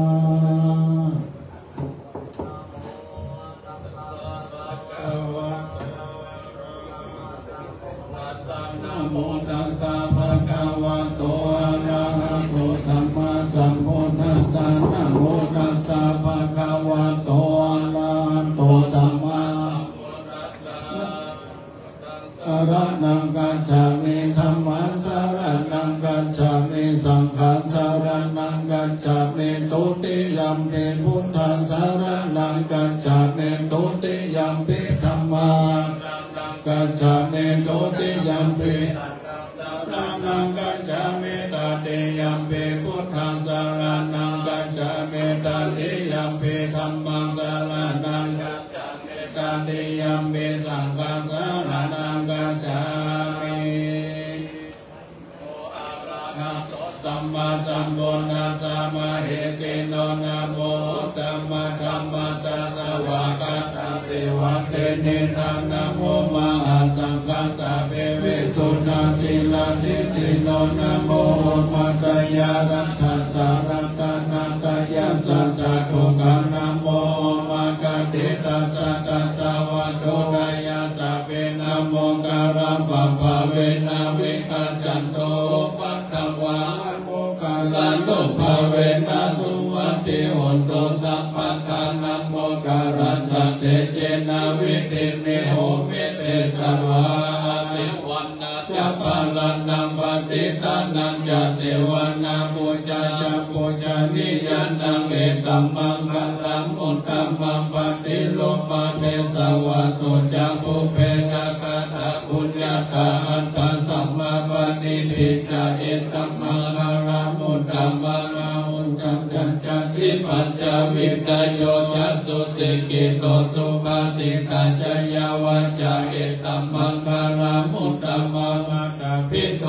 ปันตานังปุณณัตรัสสะสังฆาโออานาคุราจักกัมมันตาเอตัมมังกัลลัมมุตตัมมังอนัญญาธัมมาจาริยาจายตากาลัญญาสังฆาโออานาวัจจานิกัมมันเนเอตัมมังกัลลัมมุตตัมมังรัตติวิรัตติปปะมัญจปนาจะสัญญโมอะภะมะโตจะธัมเมสุเอตัมมังกัลลัมมุตตัมมังกัลลัมโมจันนิวัตโตจะสันโนเตจะกะตัญญูตะคะเลนะธัมมัสสะวันตังเอตัมมังกัลลัมมุตตัมมังอันติจะโสวัจจะสัตตะสัมมานันนันจะตัสสะนังคะเดนะธัมมัสสะกัจฉาเอตัมมังกัลลัมมุตตัมมังธัมโมจะพระมัจจาริยาจะอานิยสัจจนาตัสสันนันนิพพานันสันติกิริยาจะเอตัมมังกัลลัมมุตตัมมังบุญนัสสะโลกะธัมเมหิจิตตายัสสะนะกัปปติอสุกังวิรากังเอมังเอตัมมังกัลลัมมุตตัมมังเอกาดิสานิกัตวานาสัมปันธัมมะปะราจิตาสัมปันนาสุติกัจจติยันติสัมปันกัลลัมมุตตัมมังติมหามังกัลลสุดายักิจจิวิตังเอตาวาหุลังวาสังเกสุวายารัตนังปานิธัมนะโนสัมมังอติตตาเตนะอิตัมปิพุทเทรัตนังปานิธัมเอเตนะสัจเจตสุวัจจิโหนโตกัญญวิรังกังอัมมัตตังปานิตายาตาสักขะสักกายามุนิสัมมาหิโตนะเตนะธัมเมนะสัมมาเตกิเตตัมเปธัมเมรัตนังปานิธัมเอเตนะสัจเจนะสุวัจจิโหนโตเยปุคาลาอาคาสัตตปัสสัตตัญจันทาเลเอตาเนโยกาเนโหติ าคินายาสุขตัสสะสาวกาเอเตโสตินาติมหาปรานิเอตัมเปสังเกรักานัมปานิตังเอเตนะสัจจินาสุวันนิอันโตเยสุปโยตามานัสสะละเยนานิกามิโนโคตมาสัสสะตติเปปฏิปัตตามาตังวิกายาลกาโมทานิโพธิวัจามานัยตัมเปสังเกรัตนัมปานิตังเอเตนะสัจเจนะโสวัตติหนตุอินังปุรานังนาวังนาติสัมภวะวิรัตติตายติเกภวะสมิเตกินาปิจาวิลลาหิฉันตานิปันติภิลายะทายัมปันติโพหิตัมเปสังเกรัตนัมปานิตังเอเตนะสัจเจนะสุวัตติหนตุเมตัจจะสัพพะโลกัสสมิมานะสัพพะวะเยอปาลิมานะมุทังอันโตจัตติริยัจจาสัมปะทังอเวราสัพพะตติตัจจารังนิสินโนวาจัญญโตวายาตัสสะวิกัตตเมโตเอตัสสะติอาติไตยะพระมะเมตตาวิหารังอิตามะอุติติจานุภะคัมมาศิลาวาตัสสะเนนะสัมปันโนกาเมโสวินัยะเกกันนังอิจาโตกัมปัสสยามะเลเตเตกะกันิยะเมตตาสุตตาปัมมโนพุทโธอัปปมโนธัมโมอัปปมโนสังโฆอัปปนวัฏฏานิสิเลสัพพะเนอายุวิจิกาจัตตาปะเทอุตตานาปิสัลลปุโมชิกากันตเมลังกันตเมปาริตาติกัมมันโตตันเนโสอันนะโมภะคะวะโตนะโมสัตตานะสัมมาสัมพุทธานะอิติปิโสภะคะวะอะระหังสัมมาสัมพุทโธจะจรณะสัมปันโนสุขโตโลกวิทูอันโดตโลปุริสัตตมัสสะเทสัตตาเทวมนุสันนังพุทโธปักขวัติสวะกโตภะคะวะตะนะโมสันติติโกอาการลิโกเอหิปัสสิโกโอปัญญิโกปัจจตังเวทิตาโพวิญโยเอติสุปฏิปันโนภะคะวะโตสังโฆโมโชปฏิปันโนภะคะวะโตสาวกสังโฆยายาปฏิปันโนภะคะวะโตสาวกสังโฆสามิเกติปันโนภะคะวะโตสาวกสังโฆยะทิตังจัตตาเลปุริสัญยุกานิอันตาปุริสัมปุกาลายสัพพะคะวะโตสาวกสังโฆอาหุนยโยอาหุนยโยตักขินยโยอัญชลิกาลนิโยอนุตตรังบุญญาเกตังโลกัสสาติยัตตุนิมิตตังอวามังกาลัญจโยจักนานาปุสะโตนัสสะสะโตปะปะกะโหตุโสนังอคันตาพุทธานุภาเวนะวินาสัมเมตุยัตตุนิมิตตังอวามังกาลัญจโยจักนาปุสะคุณนาสะสะโตปะปะกะโหตุโสปินาอังกันตังนัมมานุภาเวนะวินาสัมเมตุยัตตุนิมิตตังอวามังกาลัญจโยจักนานาปุสะโตนัสสะสะโตปะปะกะโหตุโสปินาอังกันตังสังฆา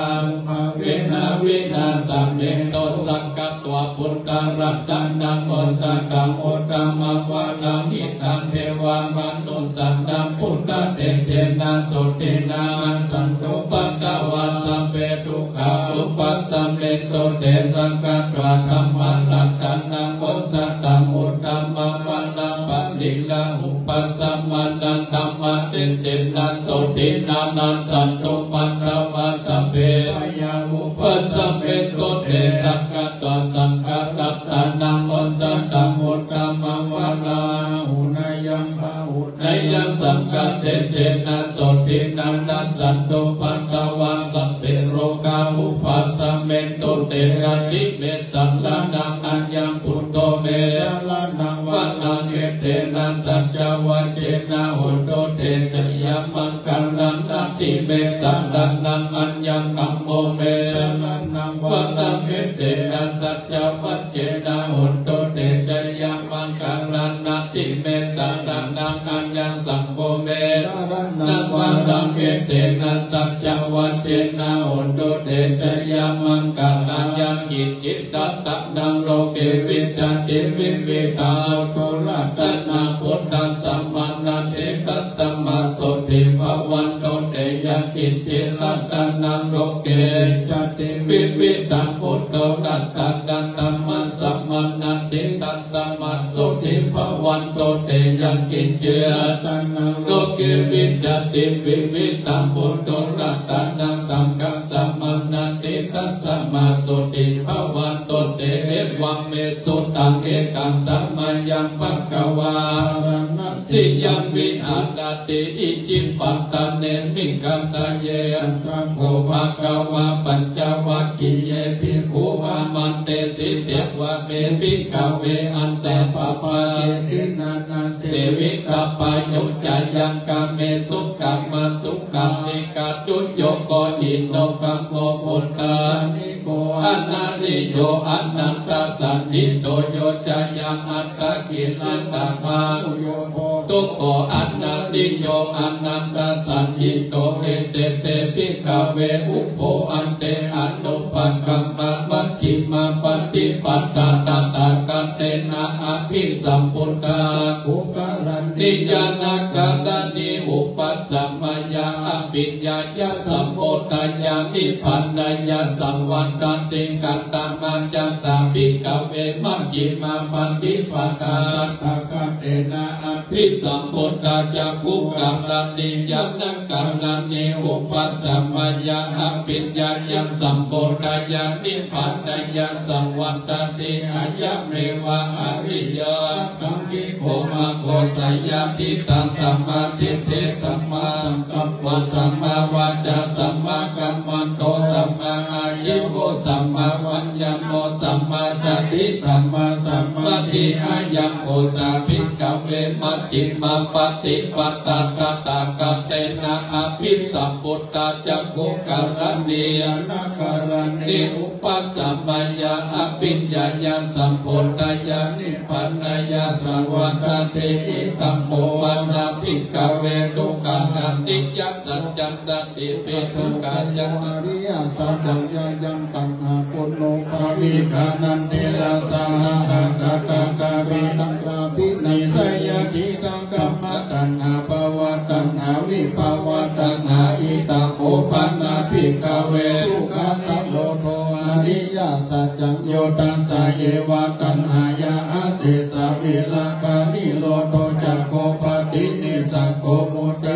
นะโยอิตังโภปนาภิกขเวทุกขานิโรธธรรมิเนปฏิปัฏฐาอริยสัจจายะมิวะอริโยอัตตังคิโกมังโกไสยติตังสัมมาทิฏฐิสัมมาสังกัปปะสัมมาวาจาสัมมากัมมันโตสัมมาอาชีวะสัมมาวัญญโมสัมมาสติสัมมาสัมมาทิทังทุกขังอริยสัจจันติเมภิกขเวปุเพอนันโนสุติโสเมสุจักขุตัปปติญาณังอุทธัปปติปัญญาอุทธัปปติวิชชาอุทธัปปติอุทธัปปติตังโอปานิตังทุกขังอริยสัจจังปาริญญายันติเมภิกขเวปุเพอนันโนสุติโสธัมเมโสจักขุอุทธัปปติญาณังอุทธัปปติปัญญาอุทธัปปติวิชชาอุทธัปปติอะโลโกอุทธัปปติตังโอปานิตังทุกขังอริยสัจจังปาริญญาตันติเมภิกขเวปุเพอนันโนสุติโสธัมเมโสจักขุอุทธัปปติญาณังอุทธัปปติปัญญาอุทธัปปติวิชชาอุทธัปปติอะโลโกอุทธัปปติอิทังทุกขสมุทัยโยอริยสัจจันติเมภิกขเวปุเพอนันโนสุติโสธัมเมโสจักขุอุทธัปปติญาณังอุทธัปปติปัญญาอุทธัปปติวิชชาอุทธัปปติอะโลโกอุทธัปปติตังโกปันนิตังทุกขสมุทัยโยอริยสัจจังปะหะตัปปันติเมภิกขเวปุเพอนันโนสุติโสธัมเมโส สุจักขุงอุทธัปปาติญาณังอุทธัปปาติปัญญาทัปปาติวิจาอุทธัปปาติอัลโลโกอุทธัปปาติตังโกปันนิตันทุกขสมุทัยโยอริยสัจจังปะหินันติเมภิกขเวปุเปอนันโนสุเตสุตัมเมสุจักขุอุทธัปปาติญาณังอุทธัปปาติปัญญาอุทธัปปาติวิจาอุทธัปปาติอัลโลโกอุทธัปปาติอิทังทุกขานิโรธโตอริยสัจจันติเมภิกขเวปุเปอนันโนสุเตสุตัมเมสุจักขุอุทธัปปาติญาณังอุทธัปปาติปัญญาอุทธัปปาติวิจาอุทธัปปาติอัลโลโกอุทธัปปาติตังโฆนิตังโลกานิโรธโตอริยสัจจังสัจจิกัปปติเมภิกขเวปุเปอนันโนสุเตสุตัมเมสุจักขุอุทธัปปาติญาณังอุทธัปปาติปัญญาอุทธัปปาติวิจาอุทธัปปาติอัลโลโกอุทธัปปาติตังโฆปานิตังทุกขานิโรธโตอริยสัจจังสัจเจ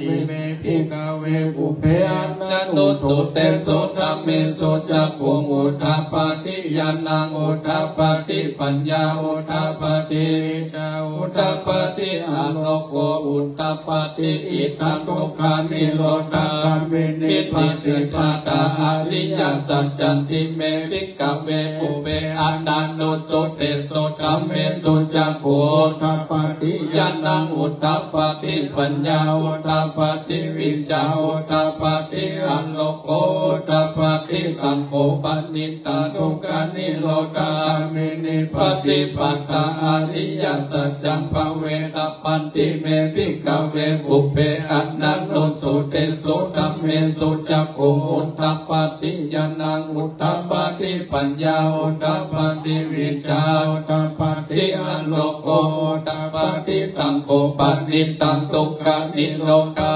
มินิปฏิปัตตาอริยสัจจังภเวตันติเมภิกขเวปุเปอนันโนสุเตสุตัมเมสุจักขุอุทธัปปาติญาณังอุทธัปปาติปัญญาอุทธัปปาติวิจาอุทธัปปาติอัลโลโกอุทธัปปาติยาวาคิวันจะเมภิกขเวอิเมสุจัตุโสอริยสัจเจโสเอวันติปาริวัตตังภาวะกะกังยันตถาพุทธัญญาณทัสสะนานาโสวิสุตังอโหสิเนวะตาวะอัมปิกเวสัตเทวะเกโลเกสัมมาระเกสัพพมะเกสัสสานาพระ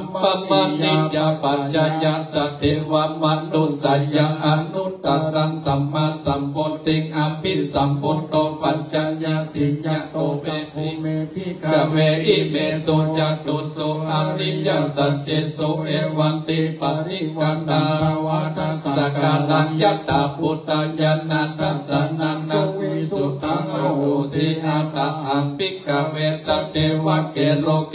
มาระเกสัพพมะเกสัสสะมานาพระมณิยาปัจจยสัตเทวมนุสยาอนุตตรังสัมมาสัมพุทธิอภิสัมพุทโธปัจจยสิญญาณังกัปปะนะเมเมสันนังอุตตปาติอากุปาวิโมติอัญญามันติมาจตินาติตานิพุนาภโวติอิตมะโวจะภะคะวาตัมมนาปัญจวัคคียาภิกขุภะคะวะโตภาสิตังอภินันทุนิมัสสมิจจพนาวยาการนัสสมิงปัญญามเนอายสัมมาโตโกทัญญาสาวิลกังวิตามังลังธรรมาจักขุอุทธัปปาติยังกิจจิสมุทัยามังสัมปันตังนิโรธมันมิติภาวติเตจะภะคะวะตะธัมมาจักเกภุมาเทวสักกามนุสาเวสุเอตัมภะคะวะตะภาลานาสิยังอิสิปัตตะเนมิคัตตะเยอนุตตรังธัมมาจักกัปปวติตังอัปปะเทวติยังสมะเนนะวะปัมมะเนนะวะเทเวนะวะมะเรนะวะปัมมุนะวะเอนะจิวะโลกัสสมิตติภูมานังเทวานังสัตตังสุตจักขุมหาราชิกาเทวาตัมมนุตตเวสุจักขุมหาราชิกานังเทวานังสัตตังสุตตวติสาเทวาสัตตมนุ สเวสุตวาติสัตเทว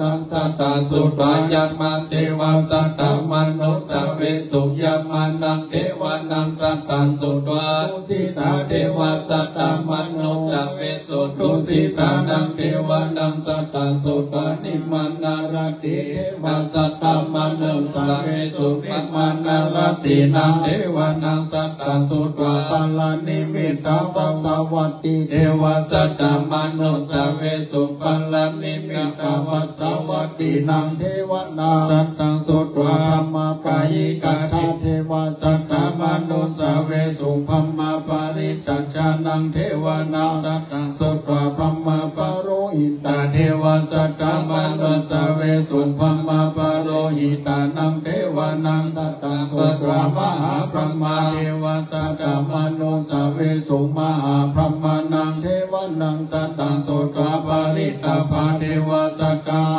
นุสเวสุปาริตาภานังเทวนังสัตตังสุตวาอัปปมานาภาเทวสัตตมนุสเวสุอัปปมานาภานังเทวนังสัตตังสุตวาอัปปสาราเทวสัตตมนุสเวสุอัปปสารานังเทวนังสัตตังสุตวาปาริตาสุภาเทวสัตตาสเวสุปาริตาสุภานังเทวนังสัตตังสุตวาอัปปมานาสุภาเทวาสเวสุอัปปมานาสุภานังเทวนังสัตตังสุตวาสุภากินากาเทวสัตตมนุสเวสุสุภากินากานังเทวนังสัตตังสุตวาเวหัมปะลาเทวสัตตมนุสเวสุเวหัมปะลานังเทวนังสัตตังสุตวาวิหาเทวสัตตมนุสเวสุอาวิหานังเทวนังสัตตังสุตวาอัตตปะเทวสัตตมนุสเวสุอัตตปะนังเทวนังสัตตังสุตวาสุทัสสะเทวสัตตมนุสเวสุสุทัสสะนังเทวนังสัตตังสุตวาสุทัสสีเทวสัตตมนุสเวสุสุทัสสีนังเทวนังสัตตังสุตวากานิทาหาเทวสัตตมนุสเวสุเอตัมมะกวัตตาภลาสียังอิสิปัตตาเนมิกาตเยอนุตตรังธรรมจักขังภวติตาอปาทิวติยังสัมมาเนนาวะพรหมเนนาวะเทเวนาวะมาเลพรหมุนาวะเกนะจิวะโลกัสเมนเตเตนะเตนะกะเนนะเตนะโมเตนะยาวะพมโรกาจโตอะภูคันติอายัญจตัสสะสิโลกาตาโดสังฆเปสัมปะกัมปิสัมภเวติอัปปมโนจะโอลโลภาโสโลเกโอสิอาติกัมเมวะเทวานังเทวานุภาวังอัตตโกภะคะวะอุทานังอุทาเนสิอัญญาสิวัตตโภโกทัญโยอัญญาสิวัตตโภโกทัญโยติอิติหิตัญญาสัมมาโตโกทัญญาสาอัญญาโกทัญโยจเววะนามังอโหสิติธรรมจักกวัตตนาสุตังนิทิตังอิติปิโสภะคะวะอะระหังสัมมาสัมพุทโธวิจาจารณะสัมปันโนสุขโตโลกเวโตอนุตตโลโภเลสัตตาสารติสัตตาเทวมนุตตัตังพุทโธภะคะวะติสวากาโตภะคะวะตาธัมโมสันติติโกอากาลิโกเอหิปัสสิโกโอปันนายิโกปัจจัตตังเวทิตาโพวิญโยเอเตสุปฏิปันโนภะคะวะโตสาวกสังโฆสุปฏิปันโนภะคะวะโตสาวกสังโฆยายาปฏิปันโนภะคะวะโตสาวกสังโฆสัมมิจิปฏิปันโนภะคะวะโตสาวกสังโฆติตัญจตานิโพเรสายุคันนิอัตตะปุเรสะปุคังลาเอสะภะคะวะโตสาวกสังโฆอาหุนายโยอาหุนายโยทักขินายโย อัญจลิกรณิโยอนุตตรังบุญญเกตังโลกัสสันติภาหุงสะอัสสมาปินิมิตัสสะวุตันตาเมกัลลังโอติตาโกลัสสะนามัลลังตันนาทิธรรมเวทินาจิตตวามุนิโนตันเตจัสสะภวันโตเตชยมังคลานิมาลานิเลกาปิโยติตัสสะภารติโกลาปันนาลาวกามกามตะกายังขังอันติสุตันตเวทินาจิตตวามุนิโนตันเตจัสสะภวันโตเตชยมังคลานินาลาคิลิงกัจจวาลาติอันตะโกตังภาวะกิจักกัมมัสสนิวาสุตันลุนันตเมตตามุเสกเวทินาจินตาวามุนิโนตันเตจัสสะภวันโตเตชยมังคลานิอุกิตากากาติหัตถสุทานุนันตังนาวันติโยชนะปะทังโกเลมาลาวันตังอิเตสังกัตตันนาโนจิตาวามุนิโนตันเตจัสสะภวันโตเตชยมังคลานิกัจวานาคามุตารังอิวะกะเปนิยาจิจยะพุทธวัจนังชนะกายมัจเจสันเตนะโสมาเวทินาจิตวานิโตตันเตจัสสะภวันโตเตชยมังคลานิสัจจังวิหายามัตติสัจจกวาตะเกตุงวาตาปิโลปิตามานังนาทิอันตะบุตังปัญญาติปัจจลิโตจิตวามุนิโนตันเตจัสสะภวันโตเตชยมังคลานินันโทอนันตปุจจคังเวปุตตาหิติบุตเทนะเทระปุจจเกนะธรรมะปยันโตเอโตปะเตสเวทินาจิตตวามุนิโนตันเตจัสสะภวันโตเตชยมังคลานิตุกะติเตปุจจเกนะอุตตะอันตังพระมังเวสุเตสุเตมิจาตาพิธานังยันนังกันเตนะเวทินาจิตตวามุนิโนตันเตจัสสะภวันโตเตชยมังคลานิตาภิปุตตัสสยมังคลาอันตกัตตายวัจโนทินาทิเนสารเตมันตันติอิตวานาเนกามิมิตานิจุปันตวาติโมกังสุกังอธินายานโรสตัปัญโยมะอักกะโนนิโกนัตโตอิตายังสัพพะปะนินังปุติวะปะดามิสัพพะปัตโตสัมโพธิมุตตมาเอเตนะสัจจวัจเจนะมุตโตเตชยมังคลังจัญญันโตทิยามุเตสักกายันนันนันทิวันตันโนเอวังกังวิจโยโออิจยันโจทยมังคเลอัปปะลาจิตตปัลลังเกติเตปันตาวิโภคันเลอภิสิเกสัพพะพุทธานังอัคคปัตโตปะโมตติสุดังกัตตสุมังกัตตสุปปะตังสุโอทิตังสุกันดอนสุโมโหตนจันสุยิตังปัมมัจจาริสุปัฏฐากินักกะยังกัมมาจักกัมมังปัฏฐากินังปัฏฐากินังมโนกัมมังปัญญิติเตปัฏฐากินังปัฏฐากินังกันตัวนาราปัฏฐาเตปัฏฐากิเนทุกขปัฏฐาจันนิทุกขปัญญาปัฏฐาจันนิปัญญาสุขปัฏฐาจันนิสุขอุตโตสัพเพติปันนิโนตปัฏฐาจะอัมเอหิสัมปัตตังปุญญาสัมปัตตังสัพเพติวันมุทันโตสัพพะสัมปติสิทธิญาณังทัตโตสัตตยังสิรังลักขันโตสัพพทากัตมิตัตตุกัจจันตุเทวตากัตตาสัพเพพุทธาปลาปัตตาปเจกานัญจยังปะดังอะระหันตัตเจเจเนลักขันปันตานิสัพพโสอะโลกายาปะดะมาดะปัสสันตุติปะดะนังตะนังวิสัตตะปะดะมายาตินิพพานังการมังสุขังสาธุต่อไปกล่าวกรรมถวายพระทหารตั้งนะโมตัวกัน3 หนแล้วก็ว่าตัวเด้อนะโมตัสสะภะคะวะโตอะระหะโตสัมมาสัมพุทธัสสะนะโมตัสสะภะคะวะโตอะระหะโตสัมมาสัมพุทธัสสะนะโมตัสสะภะคะวะโตอะระหะโต สัมมาสัมพุทธัสสะอิมานิ อิมานิ มะยังพันเต มะยังพันเต พัตตานิ พัตตานิ สัปริวารานิ สัปปริวารานิ ภิกขุสังคัสสะ ภิกขุสังฆัสสะ โอโนชยามะ โอโนชยามะ สาธุโนพันเต สาธุโนพันเต ภิกขุสังโฆ ภิกขุสังโฆ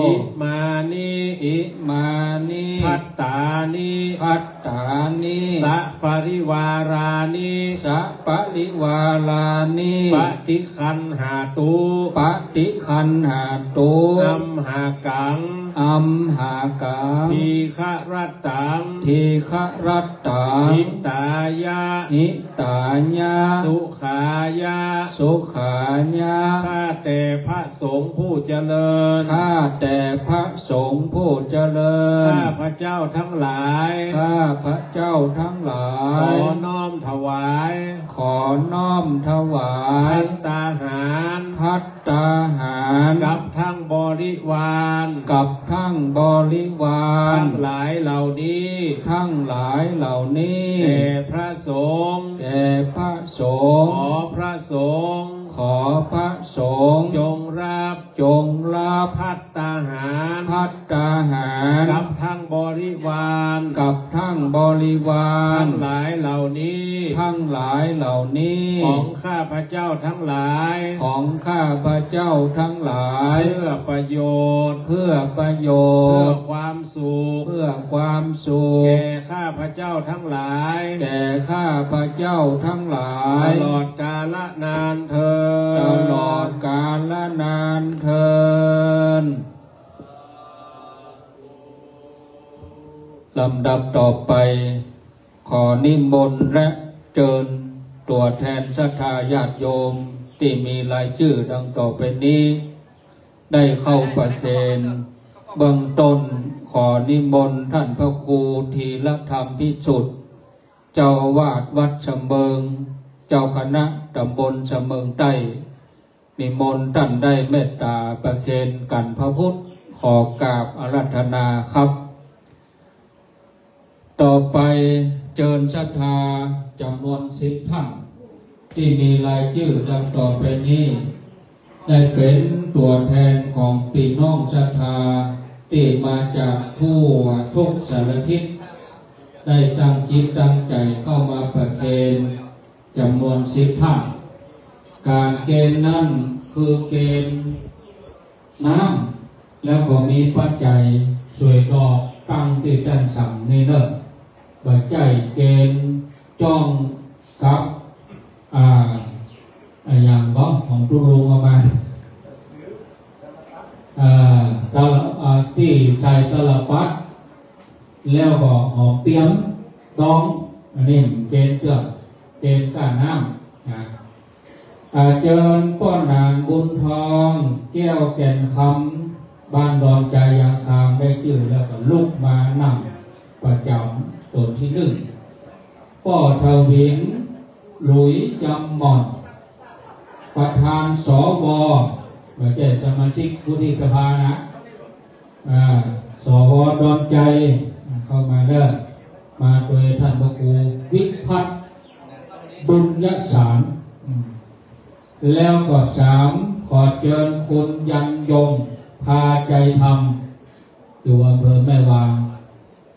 นั่งไว้ก่อนแล้วก็เกณฑ์จะได้งดงาม4ป้อรุ่งชัยวงศ์ดอนใจสารปี5ป้อคำปันบุญมาลาป่านิ้วยังป่าเป่า6แม่อมรวันเล่ากุลสันทรายเชียงใหม่